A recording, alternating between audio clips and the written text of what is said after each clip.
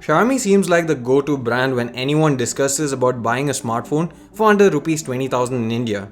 Well, now they've just added 2 more smartphones to their lineup that adds more options to choose from but could also make choosing the right smartphone a bit more difficult.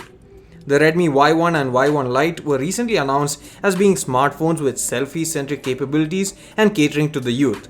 The Y1 is a higher-end variant of the two and is priced between the Redmi 4 and the Redmi Note 4 smartphones, although the screen size is more like the latter.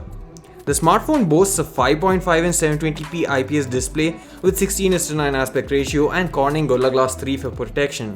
While the resolution is lower than that of the Redmi Note 4, it doesn't really seem to lack sharpness, nor does it look pixelated per se in real life, and it could also attribute to better battery life due to the lower resolution. The display looks pretty beautiful and the colors are really nice too. The brightness is fairly good, but sunlight legibility is a tad bit impacted due to a reflective glass. In terms of footprint and overall dimensions, it is similar to the Redmi Note 4 but is a tad bit thinner and lighter, mostly owing to the use of plastic and a smaller 3080 mAh battery as compared to the 4100 mAh battery on the Note 4. The Y1 also feels really solidly built, and it's tough to tell that it's using a plastic body by just looking at it. However, the moment you pick it up, you know the difference, mainly due to a lack of the cold feel that metal has. Under the hood, the Y1 packs in an octa-core Snapdragon 435 chipset with either 3GB of RAM and 32GB of storage, or 4GB of RAM and 64GB of storage. Whichever variant you get dual nano SIM slots and a dedicated microSD card slot that supports up to 128GB in capacity. The Y1 is also one of the first smartphones from Xiaomi to run on MIUI 9 out of the box in India.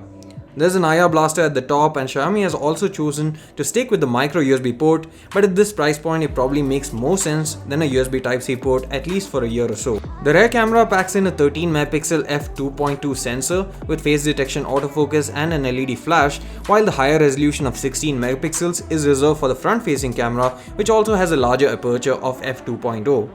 We'll be taking the camera through its paces in our detailed camera review, but until then, here are some samples for you to get a preview of the image quality.